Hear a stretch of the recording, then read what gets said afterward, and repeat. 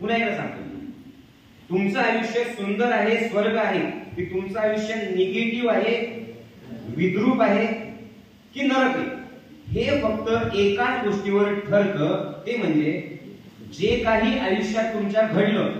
पण त्याच्या आधी मी काय सांगितलं, जे घडलं ते सुद्धा 99% लोकांच्या आयुष्यात अपवाद जर एखादा सोडला तर सेमच असतं, सारखंच असतं.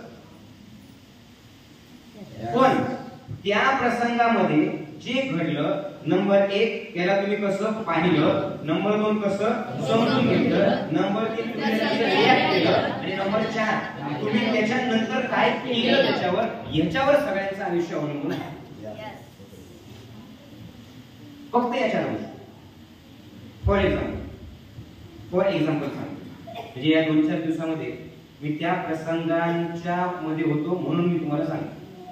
फॉर एक्झाम्पल, अपेक्षाच नव्हती पण एका बाईंचे अहो त्यांच्या वयाच्या 50-60 मध्ये सोडून गेले.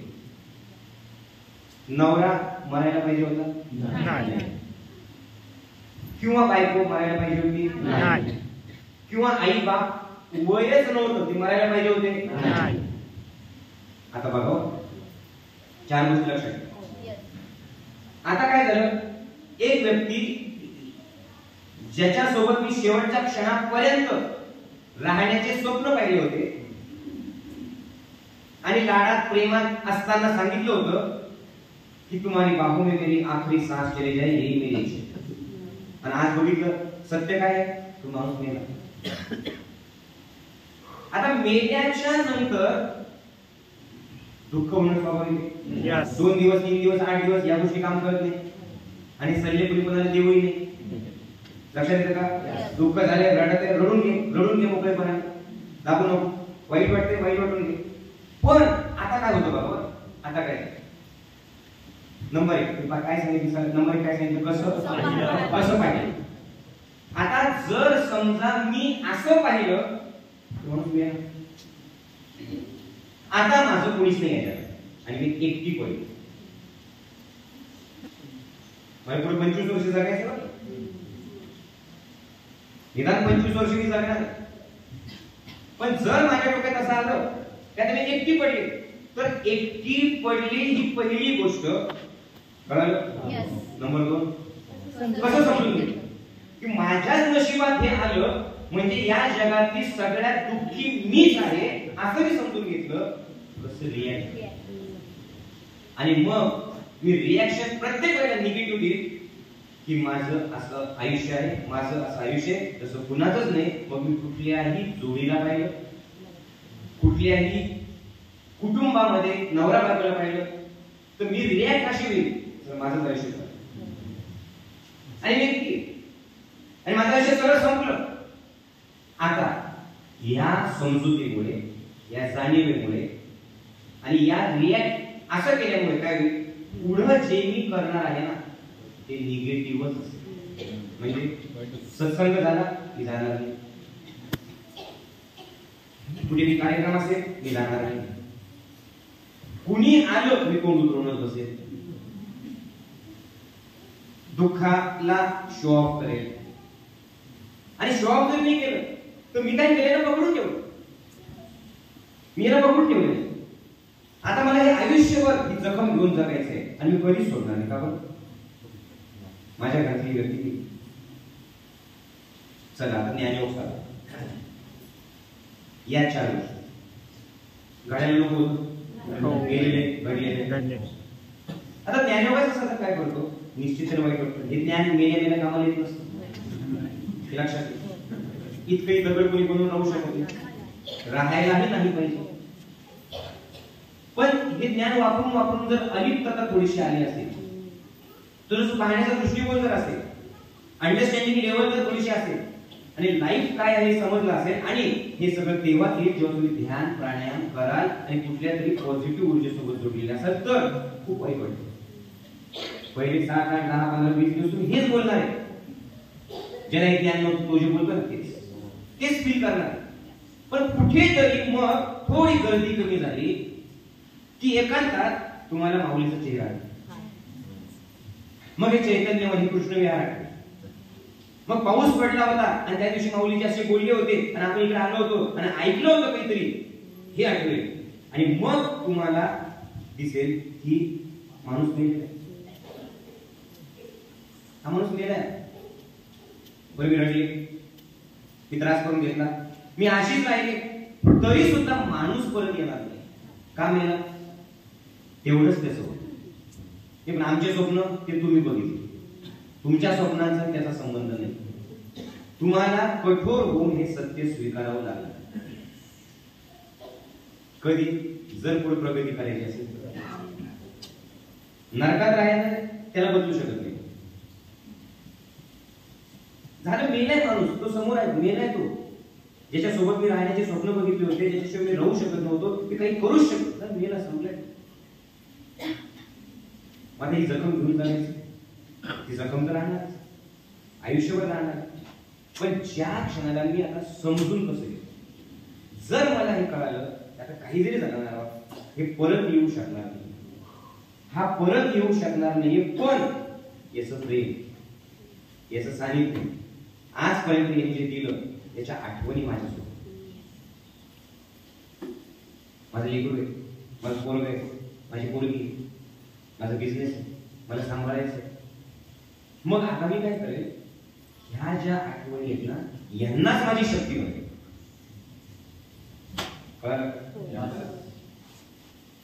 तुमचे प्रयत्न होते, तुम्ही केले, इट्स ओके. पण जन्माने मृत्यू तुमच्या हातात नाही, माझ्या हातात नाही. आणि कसं असलं असतं तर 67व्या वर्षी काहीच कारण नसताना माझे वडील गेले, तर मी त्यांना वाचवू शकलो पाहिजे. तुम्ही तर लय लोकांना दुःखातून मुक्त केले, असं लोक म्हणतात. मग माऊली कधी वाचू शकले? माऊली त्या भांगडीत पडत. ज्या दिवशी माझ्या समोर तो येईल, माऊली आता संपली, आता मावत नाही तो दुःख, आता या जीवनात लय मावाला मावल्या चल, माझी काहीच तक्रार नसेल. का बरं? तक्रार करून उपयोग असेल तर तक्रार करा ना.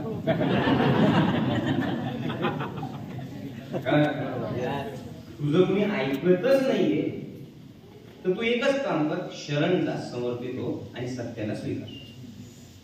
शरण जा, समर्पित हो आणि सत्याला स्वीकार. याच्यात तुला दुसरा पर्यायच नाही. कधी जर पुढे जायचं असेल, तेच तेच रडगाणं गाऊन, तेच तेच बोलून तुझं नाही होऊ शकत. उलट तू त्याच्या दंडीत फसत जाशील आणि तुझा स्वभाव तसा बनून जाईल. तुला वाटेल की तुझं आयुष्य फक्त दुःखीच आहे, बस तुझ्या आयुष्यात काही राहिलेलंच नाही. मग तू हसला जरी तुला तुझं गिल्टी फिलिंग होत राहील. का बरं? की माझं ती गेली, मी हसतोय, अरे चूक करतोय.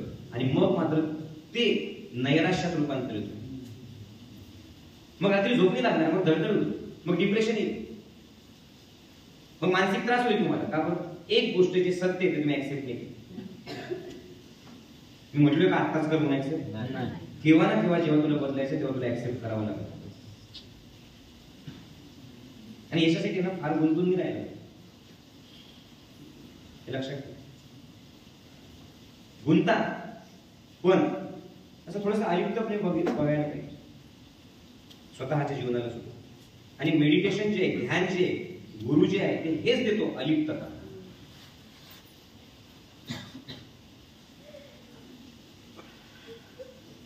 थोडस वेगळं बघ, रंगुनी रंगात सारा रंग माझा वेगळा. बघ की हेच तुझं आहे, हेच त्याचं आहे, हेच त्याचं आहे. आपण आपले प्रयत्न करायचे. कधी ना कधी आपली माणसं सोडून जाणार, कधी ना कधी चैतन्य आणि कृष्ण मिळाले, हे मला सोडून जायचं. भीती केव्हा आहे? हे मला सोडायचं नाही. आणि आता सुटलं तर, आणि नंतर कसं होईल माझं? कसं होईल? जे माझ्या बापाच्या घराचं झालं ते हेच होईल. माझ्या बापाचा आता माझ्या बापाची लायब्ररी होती, ती आता बंद पडली. त्याने बापाला काय फरक पडला? त्याने लायब्ररीला काय फरक पडला? त्याने मला काय फरक पडला? सेम असंच तुमचं जीवन. माझ्या बापाने लायब्ररी काढली म्हणून मी लायब्ररी चालवायला पाहिजे असं नाही. त्यांनी ते कधी म्हटले नाही. आणि मी ज्ञानयोग काढले म्हणून माझ्या कोणी इथे येऊन दुसऱ्याला शिकवायला पाहिजे, हाच माझा मोठा.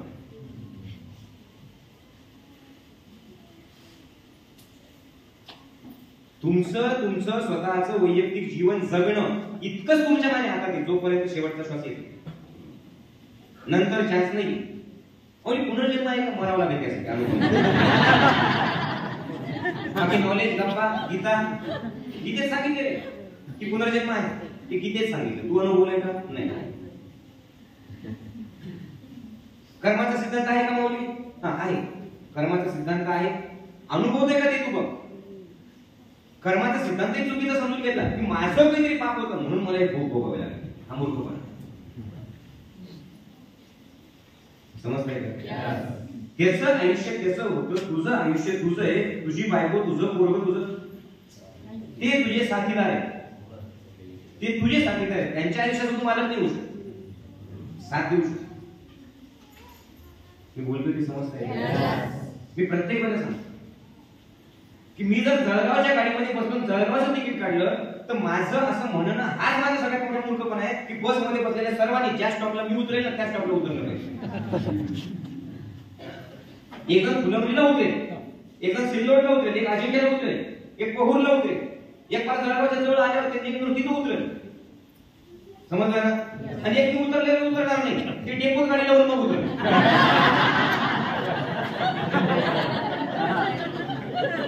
आहे की नाही? ज्यांनी ज्याचं जिथलं तिकीट काढलं त्याला जिथे उतरायचं त्यावेळेला तो उतरतो. जीवनाची बस आहे, बाप आहे, आई आहे, मामा आहे, काका आहे, बायको आहे, भाऊ आहे, बहीण आहे, सर. आणि आपलं तिकीट कटलेलं आहे. हा काय फक्त प्रवास करायचं काय? तिकीटाचं कटलेलं आहे, स्टॉप येण्याच्या आत जगून घे. प्रॉब्लेम आहे स्टॉप आल्यावर म्हणते स्टॉप, आता मला उतरायचं, स्टॉप स्टॉप. उतरले रे बाबा, तू गेला, तुझ्या काय आहे ते तू नाही, तू ते बघतोय ओरडून, ते माणसं म्हणतात. आणि ते तुझ्या समोर जे रडत होते ते हसताय, बघ बघ. ते म्हणतात बरं झालं की अरे वा आता इस्टेट मध्ये लागलं.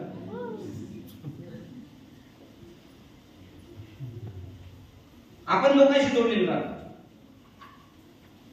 एक खूप मोठा श्रीमंत माणूस गेला आणि तिथून मोठे वडील रडायला लागले. लोक तुमचे कोणी? माझे कोण? म्हटलं माझं कोणीच नाही म्हणून रडतोय. कुणी असला तर तीच भेटली असते. नरकात राहणारे अज्ञानी माणसाचं बाप मेले याचं त्याला दुःख नसतं, त्यांना फक्त असते इष्टेतून वाटतं. पण चांगली माणसं काय करतात, ती इष्टेत सोडूनही देतील, पण एवढं सुंदर जीवन ते नरकासारखं जगतील. का बरं? बस माझ्याच आयुष्यात का बरं? सेन्सिटिव्ह आहे. मग तीच सेन्सिटिव्हिटी वापरून आयुष्याला समजून घ्या. मग जर मला हे कळालं की हे सत्य आहे, हे होणार आहे, असंच आहे, बस हेच आयुष्याचं सत्य आहे. जीवनाचं सत्य काय? मरण. आणि आयुष्याची खरी सुंदरताच मरण आहे. जर माणूस मेलाच नसता तर तो आनंदात जगलाच नसता, ते ढकललं असतं. कधी ना कधी आपण जाणार, केव्हा जाणार तुमच्या हातात नाहीये. तुमच्या हातात एकच आहे, आत्ताचा क्षण जगा. उद्याची चिंता करू नका. आता मौलीजी बोलतायत चुकीनं माझ्याकडे बघा. आता लोक इथं माझ्या खाली बोलून काय बोलतो त्यांना मला कळत नाही. तुम्ही कसं समजून घेताय की माझे भाऊ बघतोय?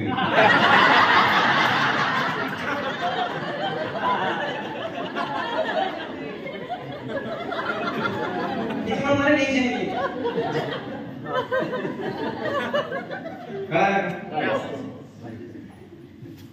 बाबूची इच्छा झाली आणि इच्छा झाल्याच्या नंतर देवा मी काही पुण्य काम केलं असेल तर मला जगातली सगळ्यात सुंदर बायको मिळते. आणि त्याला एकदम सुंदर बायको बाबा असतात आणि त्याला सुंदर बायको भेटली. देवाकडे गेला, देवा थँक्यू मी पुण्यवान आहे. देवा चुकीचं आहे, ते तिची ती पापी होती ना, ते तुझं पुण्य नाही.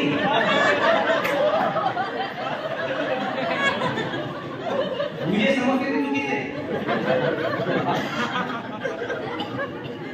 मग एवढंच डोक्यात ठेवायचं, माझ्या आयुष्यात एकमेव सत्य राईट नाऊ, धिस मोमेंट, हा क्षण, वर्तमान क्षण, आताचा क्षण.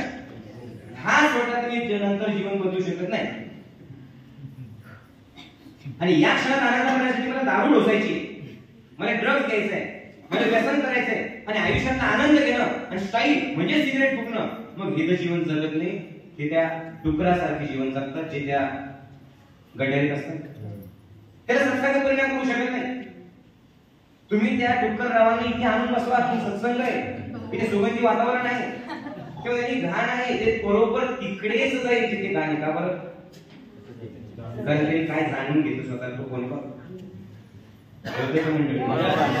शेवटी तुम्ही जे आहे तेच तुम्ही करणार, त्याच्यासाठी सुद्धा पॉझिटिव्हिटी लागेल ना.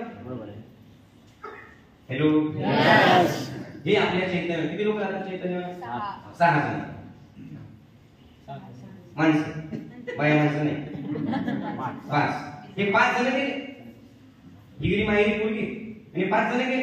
पण एवढे संडास बांधले, संडास मध्ये नाही जाईल, तिकडे गेले ते, तिकडे नाही चिक्कोचे तिकडे, आणि तिकडून आले डुकर. हे डुकर 4-5 पिल्लांसोबत आले.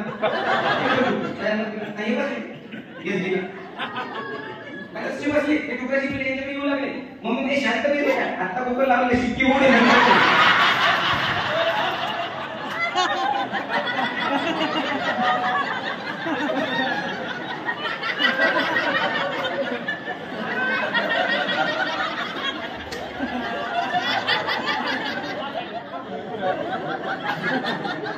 सांगण्याचं तात्पर्य हे आहे की तुम्हाला जर त्याच्यात मजा येत असेल ना, म्हणजे तुम्ही ते भोगलेले तुम्ही भोगताय. कुठलंही व्यसन माझ्यासाठी नका सोडू, मी मालक नाहीये तुमचा. पण तुम्ही बघा, जे व्यसन करतायत ते स्वतः आणि त्यांचे कुटुंबीय खरंच जगतायत का? हे मी तुम्हाला विचारणार नाही, मी कुणालाच बोलत नाही. हेही निगेटिव्हली घेतात की मला बोलतो का काय बाबा. मला काय सांगायचं ते समजून घ्या. जेव्हा सत्य कळतं ना, तेव्हा सगळी क्लिअरिटी येते, मग त्रास होत नाही. तुमच्या आयुष्यात प्रश्न याचा अर्थ काय की तुम्हाला सत्य अजून उमगलेलं नाहीये. आम्ही सगळेजण जेवायला गेलो होतो, एका लाईनीत बसलो, पंढरीपूर इकडे बसले कॉर्नरला, आणि जिथं जेवायला गेलो होतो तिथं एक कुत्र बांधलेलं होतं. त्यांनी कुणाला भुकायला तयार नाही, त्या कॉर्नरवरच्या पंढरीपूरला भुकायला तयार नाही, मला भुकायला तयार नाही. सगळ्यात शेवटी कॉर्नरला आमचे उमेश गुरु नाही, आमचे लगा भाऊ म्हणजे कोण, कृष्ण कॉर्नरला ते काही कधी कोणाचे भानगड पडत नाही की त्यांचे जेवण करत.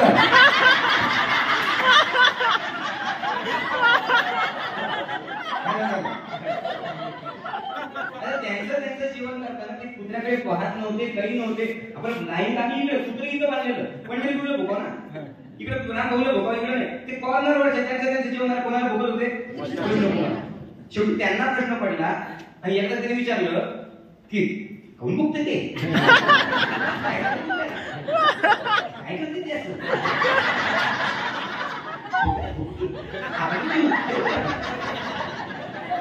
प्रश्न पडला का मुक्त ते म्हणे. कृष्णकुमार तुम्हाला सांगू लागला, कळालं का? ते मला सांगायला लागला की कृष्णकुमार माझ्या कोणाकडे जेवायला गेलो तू झिरपे दिले.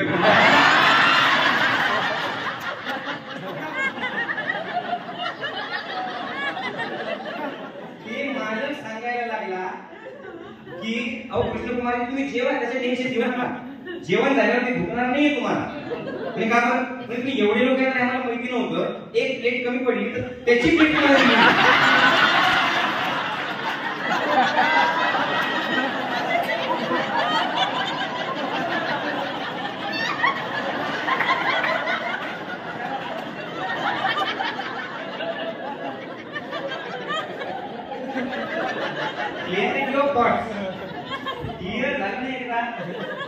त्याच्या पाठीमागचं आपल्याला कळायला पाहिजे की हे कशामुळे. कळालं का? आपला बाबू त्याला झालं लेकरू, त्या लेकराला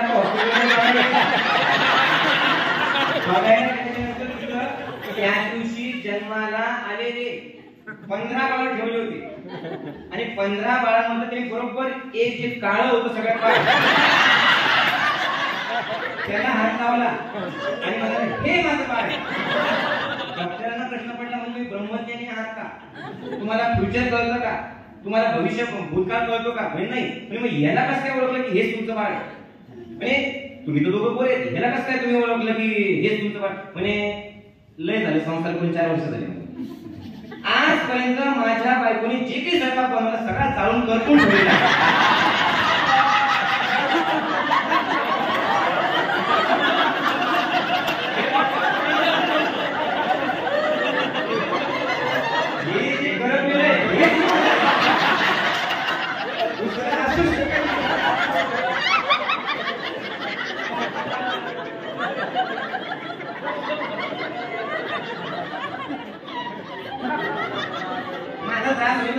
तुझा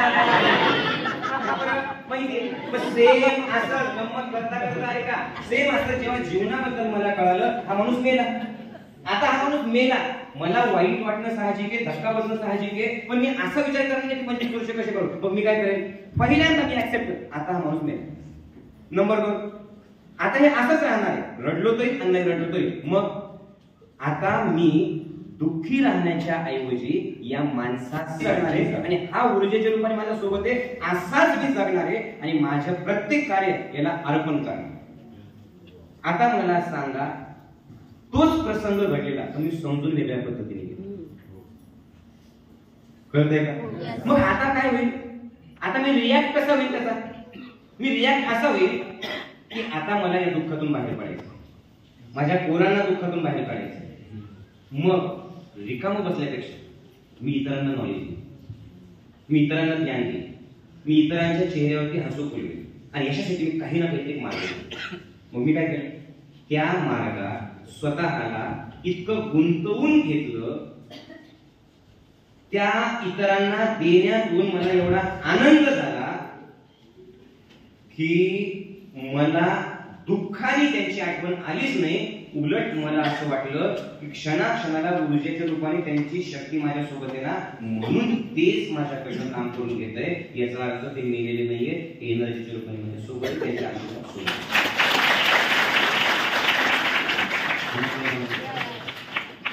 काय सांगितलं, एक प्रसंग घडला, समजून कसं भीती, भविष्याची भीती, भविष्याची भीती, कसं होईल कसं होईल कसं होईल कसं होईल. जो भीतीच्या चष्म्यातून भविष्याकडे बघतो त्याचं तसंच इतकं सिंपल आहे, इतकं सिंपल. समजा फॉर एक्झाम्पल समजा एका मुलाला, आपल्या प्रताप भाऊ, समजा एक XYZ नावाची मुलगी त्याच्याशी लग्न करायचं. हा एक तरुणाचा प्रश्न म्हणून प्रतापचं नाव सांगितलं. त्याच्या आईने टेन्शन घेऊ नये, रिकामं टेन्शन घ्यायची सवय. जोक नाही, जोक सांगून सांगतो तरी ते प्रतापला नंतर विचारतो खरोखर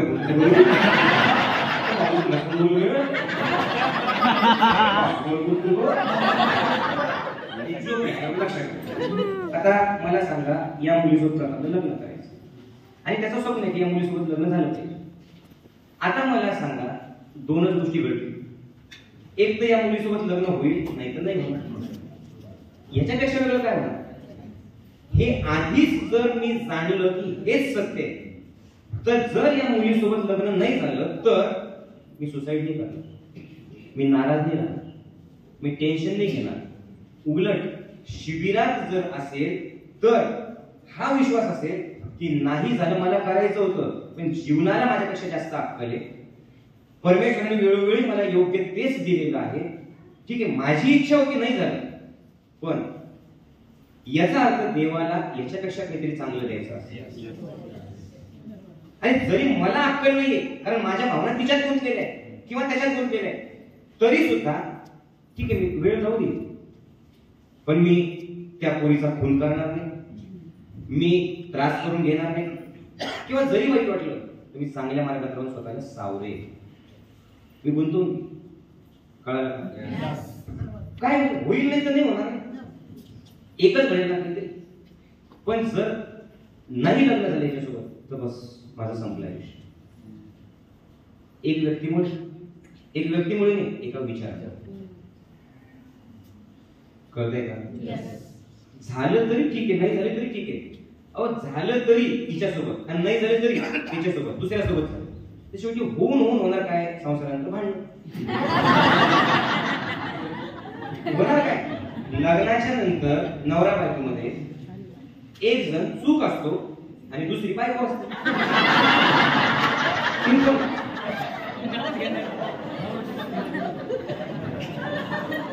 नाव कशाला तू नवरा चूक, जीवनाचं सत्य आहे. भांडणामध्ये नेहमी एक जण चूक आहे आणि ती बरोबर असते.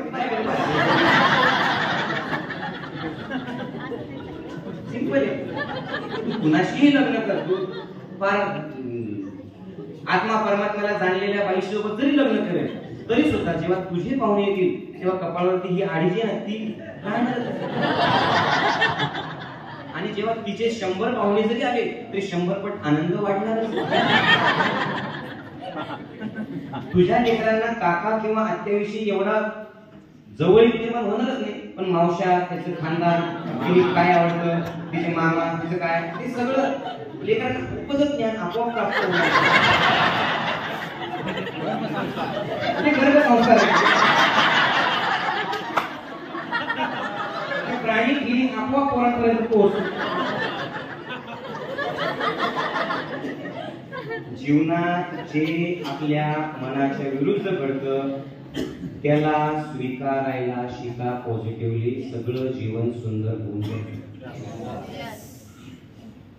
प्रत्येक वेळेला तुमच्या मनासारखं घडणार नाही आणि जे घडेल ते माझ्या चांगल्यासाठीच आहे. यस, मी माझे 100% प्रयत्न करेन. आजपर्यंत केलंय ना माऊलींनी सगळं चांगलं. मग याच्यानंतर एक तर होईल नाहीतर नाही होईल, पण जे होईल मला ते ऍक्सेप्ट आहे, कारण तेच माझ्या चांगल्यासाठी. प्रॉब्लेम आहे मला पाहिजे, मला जे हवं, नीट ऐका, मला जे हवं ना तेच मला मिळालं पाहिजे. ते मिळालं तर त्याच्यानंतरच मी खुश होईल असं नाही. जे मला हवं तेच मला पाहिजे, याच्या ऐवजी जे मला मिळालं तेच मला पाहिजे.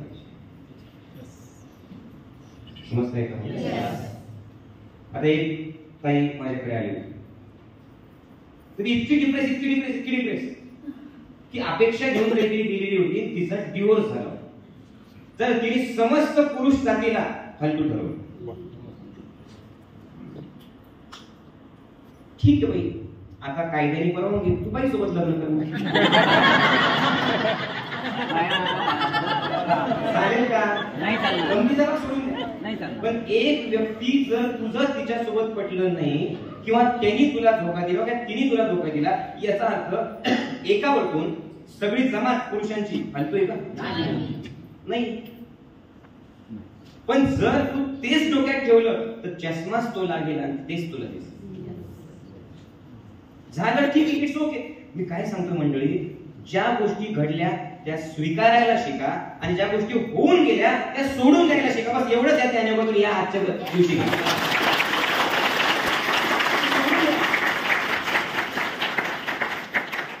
तुम्ही सोडायला शिकलेच पाहिजे. का सोडायला? झालं गेलं, संपलं, होऊन गेलं, झालं. आता जे तुला हवं होतं ते जर गेलं परत येऊ शकत नाही. तू त्याच्यात अडकून स्वतःचे जीवन खराब करून घेऊ नको. तुला त्रास होतोय का? माऊलीजी सोबत येत राहा शिबिराला, हळूहळू त्रास कमी होईल. तुला वाईट वाटतंय का? तू त्याच्यात गुंतलाय का खूपच? तुला खूप मानसिक त्रास होतोय का? तू तिथे राहून आणि ती गोष्ट पकडून तुझा मानसिक त्रास दूर करू शकत नाही. त्याच्याऐवजी एक काम कर ना, असू दे मानसिक त्रास, तू मानसिक त्रासाकडे बघू नको. ये इथे, चल एका बॅगची स्वयंपाक करण्याची जबाबदारी घे. चल बनव सगळ्यांसाठी प्रसाद. मला सांगा, सर्वांसाठी प्रसाद बनवता बनवता ते दुःख हलकं होणार नाही? सेवा, समर्पण, इतरांचं भलं करणं, इतरांचं दुःख हलकं करणं, याच्यातूनच तुमचं दुःख हलकं होतं. आणि शेवटी दुःखाचा अर्थ काय आहे? मनासारखं न घडलं. आता त्या मुलीने जर माझं ते घेतलं तर निदान ती पॉझिटिव्ह होईल. जे झालं तर आपण प्रॉब्लेम काय, दोष देतो, एकाला दोषी ठरवून टाकतो. तू फालतू आहे, तू फालतू. फालतू कोणीच नसतं. जीवनाचं सत्य काय? दोन चांगले लोक एक सुंदर नातं तयार करू शकतातच असं नसतं. होऊ शकतं, प्रॉब्लेम येऊ शकतो. तूही चांगला आहे, तूही चांगले, नाही जमलं ठीक आहे, इट्स ओके. पुन्हा नवीन चान्स द्या जीवनाला. रोजचा नवीन दिवस म्हणजे रोजचा नवीन चान्स आहे. आणि वेळ गेल्यावर द्या चान्स. टाका पहिल्यावर लग्न करतो का? काय काय तुम्ही बघा ना, स्वतःला जर तुम्ही पाहिलं तर तुम्हाला कळेल की सगळं तयार आहे तुझ्या आजूबाजूला. चान्स दे आता स्वतःला. आणि नाही तर तू सोडून दुसऱ्या कुणाला काहीच फरक पडणार नाही. प्रत्येक जण आनंदाच्या शोधत आहे. दुःखी लोकांसोबत कोणी जास्त राहत नाही, हे लक्षात ठेवा. एकटे पडताल तुम्ही. का बरं? तुम्ही तेच करणार. चार एक जण जर त्याचा प्रॉब्लेमच येऊन सांगत असेल, तुम्ही त्याला टाळणार आहे. तुमचं डोकं खराब करून नाही घेणार. नाहीये का असं मला सांगा. आनंदाच्या शोधात भटकत बसू नका वेड्यासारखं. वेळ जाण्याच्या सावरा. स्वतः आनंदीपणा. आनंदात जगण्यासाठी काही करावं लागत नाही, आनंदात जगावं लागतं डायरेक्टली. हे समजून घ्या. डायरेक्ट सुरुवात करायची आनंदात जगायला. कसं? अंडरस्टँडिंग. स्वतःला तुम्ही काय समजता, कसं बघता. जे ज्या वेळेला घडायला पाहिजे ते त्यावेळेला घडतं. दुःख का बरे? असं घडायला नव्हतं पाहिजे किंवा तसं घडायला पाहिजे. समजतंय का? आणि तुम्ही जर दुःखीच राहिला, दुसऱ्याला फसवत राहिला, दुसऱ्याला त्रास देत राहिला, आपल्याच नात्याला फसवत राहिला, तर तुम्ही स्वतःची फसवणूक करून घेता. आज उद्या परवा, आज नाही केव्हा ना केव्हा तुम्हाला मानसिक त्रास होणार आहे. तो सोडणार नाही, तो कुणाला सोडत नाही.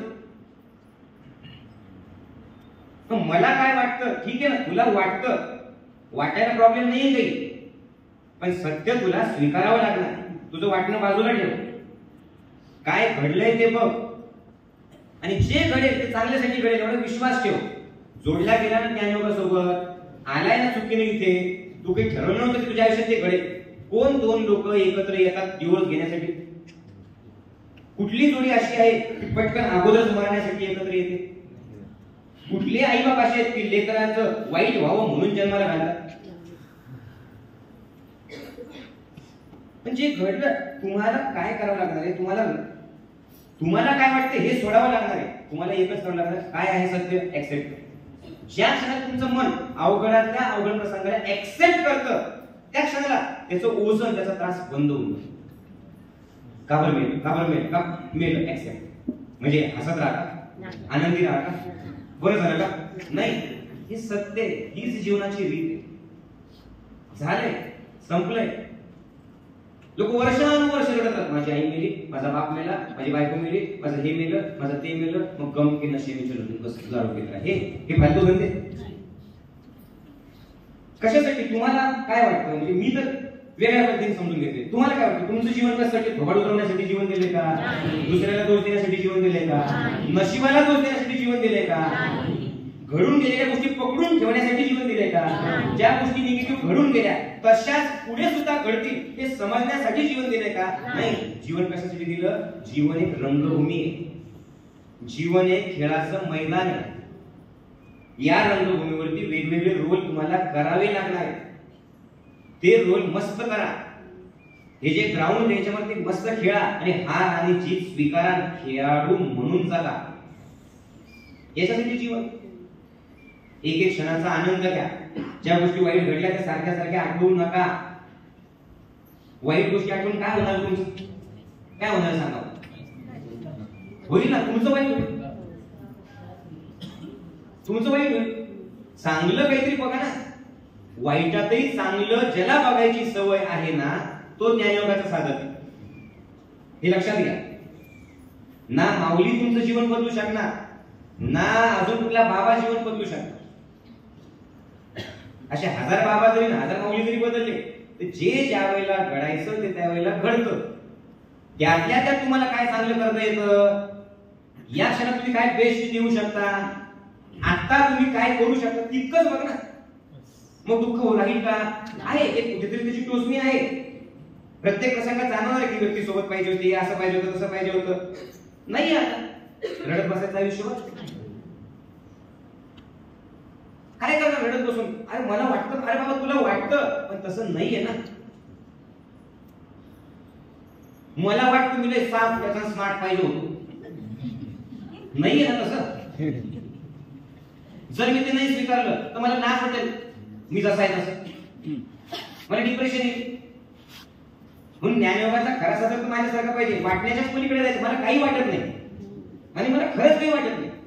मी उंच पाहिजे होतो ही वाटत नाही, बुटका पाहिजे होतो ही वाटत नाही, शिबिर एवढं व्हायला पाहिजे ही वाटत नाही. ते जे आलं मी त्याच्यासोबत वाहतो आणि जीवनाचा आनंद घेतो. असंच काय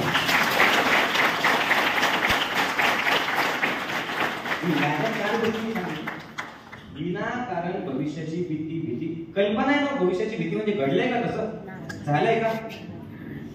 कोणी हे डोक्यात पक्क ठेवा की प्रत्येक वेळेला माझ्या मनासारखं घडणार नाहीच घडू शकत. एकदा हे डोक्यात ठेवलं ना आणि एक्सेप्टन्स असेल, स्वीकार भाव असेल, स्वीकारलं आणि चांगलं कार्य करत राहिलं, तुमचं दुःख हलकं होतं. लोक काय करतात, पडलेल्या दुःखात रडत मरत बसतील तिथे, पण इथं येऊन सेवा करणार. नॉलेज तर नाही त्याच्या.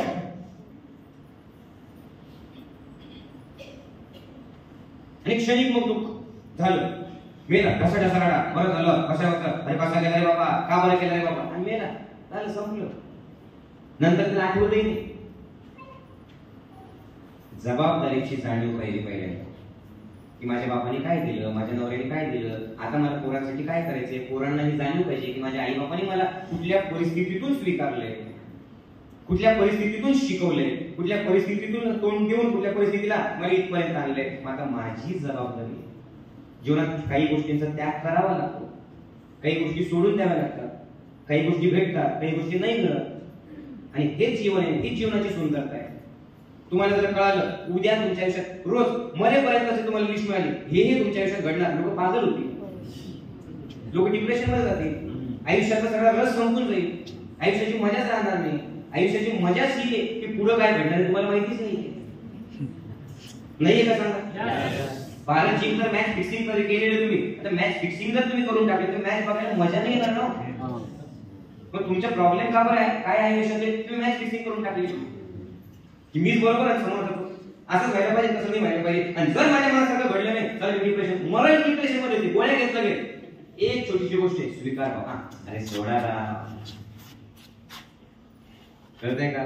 आयुष्यातल्या सगळ्या प्रश्नांची 3च उत्तर आहे. पहिलं उत्तर काय आहे, सोडा राहा. काय आहे, सोडा राहा. म्हणू नका रोग निर्माण आहे, अशी मानसिक त्रास होईल, समक निघेल. काय आहे पहिल्या पुस्तकात, इंग्लिश मध्ये लेट गो, जाऊन दे, सोडा, सोडतो. कळालं का? आणि उगीच हे करते. दुसरं उत्तर काय आयुष्याचं, एक आहे, एक तो भागलो नाही तो भागलो. काय भागलो नाही तो भागलो, हे दुसरं आहे. म्हणजे जे घडलं एक तो उसमें भाग लो, पण नाही पटत वहां से भाग लो. कशाला किस करायची, कशाला हे करू करते. तुम्ही किती कन्फ्युजन मध्ये जगता होतो, किती कन्फ्युजन मध्ये जगता. हे असे भाऊ करते, हे करते, दोन्ही हे करते वितरण होते.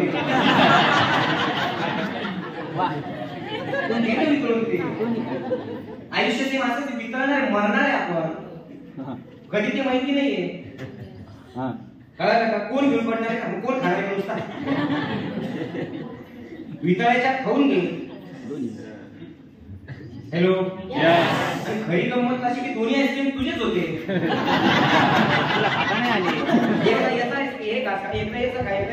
आणि नाही तर इथं एक काम कर, एक आईस्क्रीम खा आणि जे भुकेले ना त्याला दे, तुला किती मनात सोडून मिळतो बघ.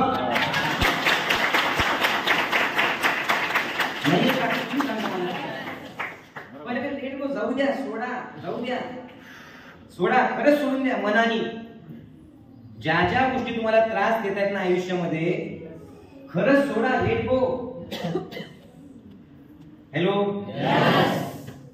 द्या सोडून. कळालं का? खरंच सोडून द्या. दुसरं काय, जे आहे पाहिजे का भाऊ तुला, मग भाग घे. नहीं तो वहां से भाग ले, चल कल की मत, चल निकल, नहीं पटत ना कशाला थोबाड बोलू तू. कळालं का? पहिलं काय, लेट गो. तिसरं, भाग घे आता, वाट नको बघू, वाट बघत राहील तर वाट लागेल तुझी, नंतर काहीच नसतं. आता इथं सोडता येतं तुम्ही बघा. ज्या गोष्टी मनाला त्रास देतात, का जाऊन देतात, मला लागलं, मला कशाचं लागलं, सवय तुझी फुगीर पडली. माझे शब्द नाही लावून घेत तुझे, चांगले शब्द घ्या ना लावून. ते काय माहिती का, काम धंदे नाहीये, दुसऱ्यासाठी काही चांगले करायची इच्छा नाही ना, म्हणून हा रोग लागलेला आहे. काय मला लावून घे. ज्याला दुसऱ्यासाठी काहीतरी करायचंय, ज्याला दुसऱ्यासाठी जगायचंय, ज्याच्या आयुष्यातली सेवा व्हावे, कशाला लागलं लगेच निघणार नाही का ते? लगेच निघून जाईल. काय ध्यान ध्यान चारी धाम करायचे आणि सगळ्या देवस्थानात जाऊन याचं थोबाड उतरलेलं काय काय मिळवलं काय तुम्ही? तुम्हाला जर खरंच देवाला काही द्यायचं समर्पित करायचंय ना, तर त्या देवाने दिलेल्या एक एक क्षणाला भरभरून जगा, ही सगळ्यात मोठी पूजा आहे.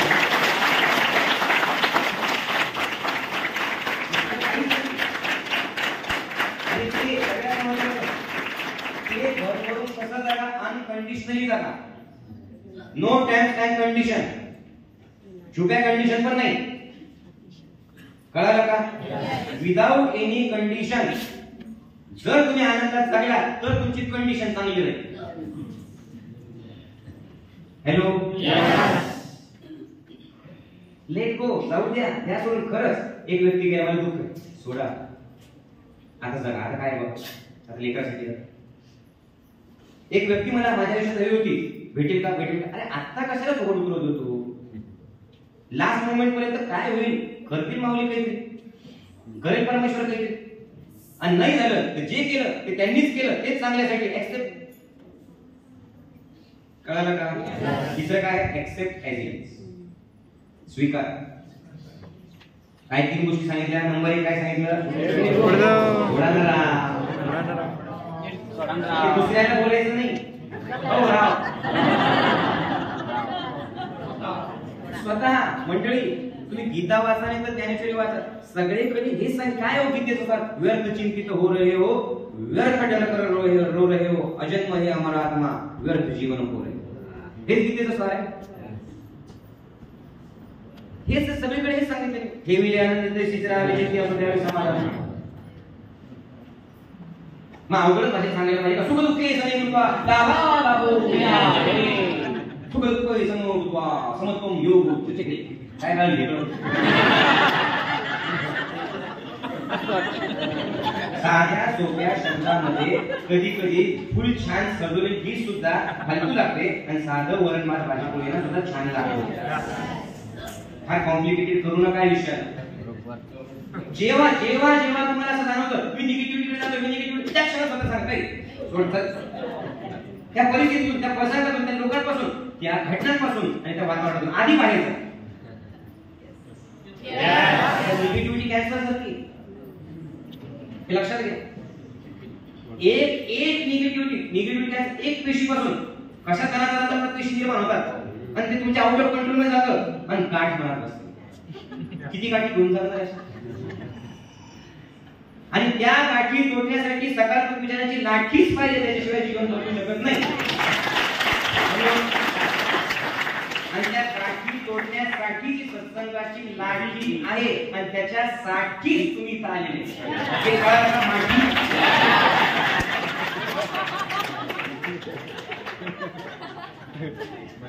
त्या क्षणात तुम्ही लगेच सोडा. त्याने दुसरं कोणी करू शकणार नाही. लक्षात घ्या. तुम्ही बघा, आता बघा, तर या क्षणाला बघा काय त्रास देते तुम्हाला. हे तुम्हीच त्रास देतात माऊली. मग पटकन खरंच नाही, माऊलीपासून त्रास होतो. थांबू नको, एक भागलो नाही भागलो. दुसरं होतोय का? ऍक्सेप्ट कर. कळलं का? अरे सोडा ना, कसलं काय यार, सोडतो. किती सोपं आहे हो. कर ऍक्सेप्ट, सोडा. आणि सगळ्यात शेवटचा मंत्र, एवढं सगळं केलं माऊली पण तरी सुद्धा वाईटच घडलं. मग सगळ्यात मोठा मंत्र आहे. मग काय झालं? So what? कोणता मंत्र आहे? मग काय झालं? कळलं का? So what. Hello, so what? काही फरक पडत नाही. हेलो, बड़े बड़े देशों में ऐसी छोटी छोटी बातें होती रहती हैं. हे बोलणं सोपं आहे, हे इम्प्लिमेंटेशन सुद्धा सोपं आहे, पण डोकं लावलं तरी कॉम्प्लिकेटेड होतं. आणि माणसाचं मन असे की निगेटिव्ह गोष्टीला पकडून ठेवायची सवय लागलेली असेल. हे लक्षात घ्या. काय वाईट आहे, काय वाईट आहे, वाईटाबद्दल चर्चा करणारे लोक वाईटातून दूर होऊ शकत नाही. वाईटातून दूर करण्यासाठी तुम्हाला चांगल्या गोष्टींची चर्चा करावी लागेल. गुंतवा स्वतःला चांगल्या गोष्टींमध्ये, करा सेवा, द्या इतरांना काहीतरी चांगलं. आणि काढून फेकून द्या भीती आता इथं या कृष्णाच्या चरणाशी. काय होणार होऊन होऊन काय होणार सगळ्या शेवटी सांग. एका व्यक्तीवरती मी प्रेम करतो, एक व्यक्ती भेटेल नाही तर नाही, याच्यापेक्षा वेगळं होईल. मग ही 4 मंत्र ऍक्सेप्ट कर, नाही तर लेट गो, जाऊ दे सोडा आणि दुसऱ्याला द्या की बघा काय करू शकतो तुम्ही. होऊन होऊन काय होणार, मरणारच आहे ना, कशाला मरण्याची धडधड होईल. आणि जो नाहीच मरणार म्हटला तो रामकृष्ण ही आले गेले त्यावेळेला जग का होते कोणाले. परवा मी तो जुने गाणे बघत होतो.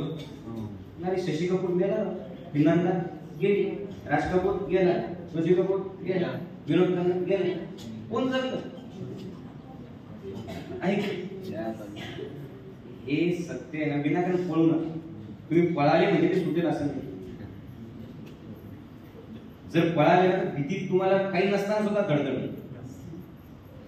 आणि याच्यासाठी आहे ना चैतन्य तुमच्यासाठी खुले ना, या ना प्रत्येक बॅचला. कोणी अडवले तुम्हाला बॅच नसताना ना कळलं. खेळ समजून खेळा ना. आणि जे चालू लोन हाऊस में बा आणि नाही पडलं तर त्या सोडून दुसरं काहीतरी करा. उगी पावते विचार करून मी विचार करून नको करून बाबा विचार केले ना. आता हे सगळं ना म्हणजे कसं आहे म्हणजे विश्वासावर विश्वास. आणि सोडून किती लवकर तुम्ही निगेटिव्ह गोष्टी सोडून द्या. पकडून ठेवायची सवय ना रोग निर्माण करते. लक्षात चांगलेही पकडून ठेवायचं नाही, वाईटही पकडून ठेवायचं नाही, दुःखही पकडून ठेवायचं नाही, आनंदही पकडून ठेवायचं. कुणी मेलेले पकडून ठेवायचं नाही, कुणाचा जन्म झालेले पकडून ठेवायचं नाही. यासाठी अलिप्त तुम्ही बघा. मी ध्यानात आपण हेच करतो. विचार आला आला आला. जर तुम्ही तुमचे दुःखने पकडून ठेवले असते सकाळी सूर्यनमस्कार करू शकला असता, त्या क्षणाला ते अवघड होतं. त्या क्षणाला माऊलीचा राग आला असेल कदाचित. मग कुणीतरी असं ओढणार पाहिजे. कुणीतरी तुम्हाला अंधार आवडायला लागलाय, कुणीतरी अंधारातून प्रकाशाकडे नेणार पाहिजे. त्यालाच गुरु म्हणतात. गुरु म्हणजे अंधार आणि गुरु म्हणजे प्रकाश. जो अंधारातून प्रकाशाकडे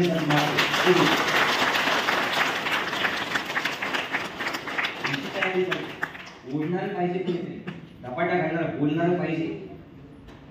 नुसतेच मूर्ती समोर झोपता नाही, तुम्हाला सांगणार कान पकडणार पाहिजे. सिगरेट सोड, दारू सोड, नुसतं खाणं ते तेलकट खाणं सोड द्या आणि नीट वाग. आणि म्हणून जिवंत गुरु स्वतः राहू शकत नाही लोक. कारण लोकांना पाया पडणारा गुरु पाहिजे. पाय घेण्यासाठी एक माणूस पाहिजे. त्यांना बदलणार नाही पाहिजे. आणि निदान हे 4 दिवस सार्थकी लागू द्या मंडळी. खरंच जे कोणी व्यसन करत असेल ना सोडा. ज्या लोकांना टेन्शन घ्यायची सवय ना सोडा. जे लोक भूतकाळात अडकलेले सोडा. आणि जे भविष्याच्या चिंतेत जगतायत सोडा. जाऊ द्या, सोडा हो, सोडा ना राव. काय म्हणतात? जाऊ द्या ना, काय सोडा. मस्त जगा, कशाला विनाकारण. उद्या आपण इतिहासात जमा होणार. नाही खरंच कोणी आठवण नाही काढणार. तुम्हाला वाटतं लय माऊलीची आठवण. काही नाही हो, काही नाही. आता गेलो कोणी रडत नव्हतं, कोणी रडत नव्हतं. आणि जे 2-4 लोक रडत होते काय करत होते ते जे लोक रडत होते आता कोणते रडते. नंतर त्यांना त्यांचा संसारच असा आहे की तो तुम्हाला दुःखी राहूच देते. आहे तोपर्यंतच आहे ते. जे तुम्ही एन्जॉय करता ते व्यसनाशिवाय एन्जॉय करता. त्याच्यामुळे हे लक्षात ठेवा. पहिलं काय सोडायला राहा. दुसरं काय हात घ्याने तर सोडू नये. तिसरं काय मनाला लावून घेऊ नका. जाऊ द्या, लेट गो, सोडा, जाऊ द्या. आणि चौथं काय ऍक्सेप्ट करा. आणि ऍक्सेप्ट केलं तरी सुद्धा माझं नाही घडलं तर सो व्हॉट. मग काय आता मरणार आहे का एकट्याच झालं. लाखो लोक आहेत असे. आज जीवनाचा भाग आहे. खेळाडू आहेत आपण. जगू मस्त, करू एन्जॉय आजपासून सगळं आयुष्य. नवीन जीवन जगूया. पण नवीन जीवन जगण्यासाठी माणसं तीच आहे, जीवन तेच आहे, प्रसंग तेच आहे, घर तेच आहे, सगळं तेच आहे. तुम्ही बदललेले. आता तुम्ही ज्यात नाही गुंतून घेतो तर स्वतःला अशी गंमत म्हणून बघताय तुम्ही आयुष्य. ठीक आहे, ओके, जाऊ द्या. असं जगता यायला पाहिजे. फार एकमेकांकडनं आज तुमचं किती प्रेम नवरा बायकोनं फार फार आपल्या अपेक्षा लादू नका दुसऱ्यांवरती. इथे काय होतं, त्या अपेक्षांचं ओझं त्याला पूर्ण करता करता मनामध्ये कधी राग निर्माण होतं ते कळतं. प्रत्येक जण तुमच्या मनासारखं वागलं पाहिजे असं नाही. एकमेकांसाठी जागा, एकमेकांमुळे जागा. पण तो असं नाही राहिलं तर त्याचं वाईट होईल, माझं नाही असं नका ठेवू प्लीज म्हणून. काय सांगावं, ज्यांनी घेतलं ना त्याचं एका क्षणात आयुष्य बदलून जाईल, टेन्शन फ्री होऊन जाईल. ज्याला नाहीच घ्यायचं तर काय, त्यासाठी असं लहान बाळ बनून ऐकलं तर होतं. लहान बाळ बनून जर नाही ऐकलं ना तर ऐकता थोडं जातं, कंटाळी झोपी शेवटी बाटलीतलं पाणी बाहेर काढण्यासाठी त्याचं झाकण उघडावं लागेल ना, आतमधली घाण बाहेर काढण्यासाठी उघडावं लागेल. फालतू निगेटिव्ह गोष्टींची चर्चा करायची. वाईट घडलं काय 100 लोकांना सांगितलं तुम्ही काय मिळवलं त्याच्यात?